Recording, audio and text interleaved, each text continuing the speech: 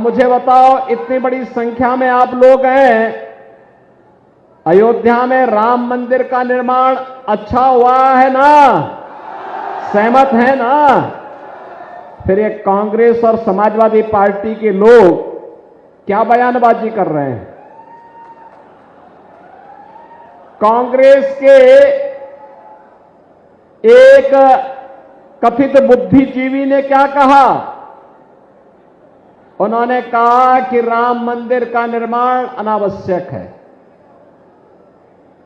ये राहुल गांधी के सलाहकार हैं और ऐसे ही समाजवादी पार्टी के राष्ट्रीय महासचिव हैं। उनका बयान आया है, राम मंदिर का निर्माण बेकार हुआ है। बहनों और भाइयों, जैसे जैसे चुनाव अपने अंतिम दौर की तरफ आगे बढ़ता जा रहा है, चुनाव में भी दो चीजें साफ दिखाई दे रही हैं। एक तरफ जो भारत के सम्मान के लिए, भारत की सुरक्षा के लिए, भारत के विकास के लिए, गरीब कल्याण के लिए बिना भेदभाव के शासन की योजना का लाभ गांव, गरीब, किसान, नौजवान, महिलाएं, समाज के प्रत्येक तबके को मिले। एक और राम राज्य की अवधारणा पर आधारित राम भक्त हैं और दूसरी तरफ भारत की सुरक्षा में सेंध लगाने वाले, अंतर्राष्ट्रीय मंचों पर भारत को अपमान करने वाले, विकास के कार्यों में भ्रष्टाचार फैलाने वाले, गरीब कल्याणकारी योजनाओं में सेंध लगाने वाले, आपकी आस्था के साथ खिलवाड़ करने वाले, वे रामद्रोही भी हैं। जो रामद्रोही राम मंदिर का विरोध पहले भी करते थे और आज भी कर रहे हैं। बहनों और भाइयों, यह अंतर बहुत स्पष्ट आपको दिखाई देगा। या समाजवादी पार्टी का एक चरित्र आपने देखा है, यह पहली बार नहीं हुआ। समाजवादी पार्टी तो एक और राम भक्तों पर गोली चलाती थी और दूसरी तरफ राम मंदिर पर, अयोध्या में राम जन्मभूमि पर, काशी में संकट मोचन मंदिर पर,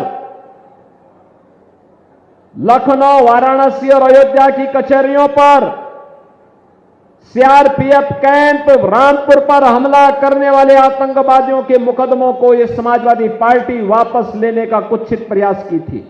या बाबा गोला गोकर्णनाथ के इस पावन स्थल को एक नए कॉरिडोर के रूप में विकसित करके श्रद्धालुओं की भावनाओं के अनुरूप इसको भव्य स्वरूप देने का कार्यक्रम हो, या फिर इस गोला टाउन एरिया को स्मार्ट टाउन एरिया के रूप में स्थापित करने का कार्य हो।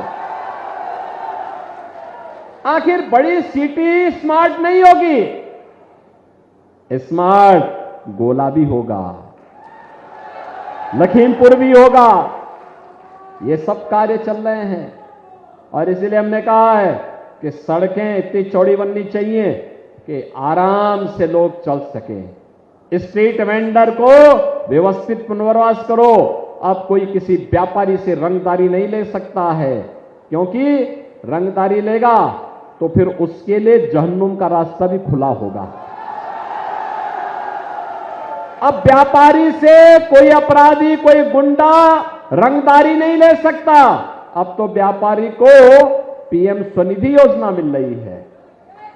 इस समाजवादी पार्टी के लोग पहले नौजवानों की नौकरी पे डकैती डालते थे और नौजवान के हाथ में तमंचे पकड़वाते थे।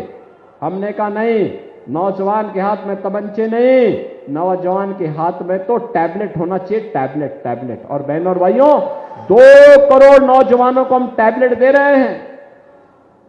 हमारा युवा भी स्मार्ट युवा बनेगा।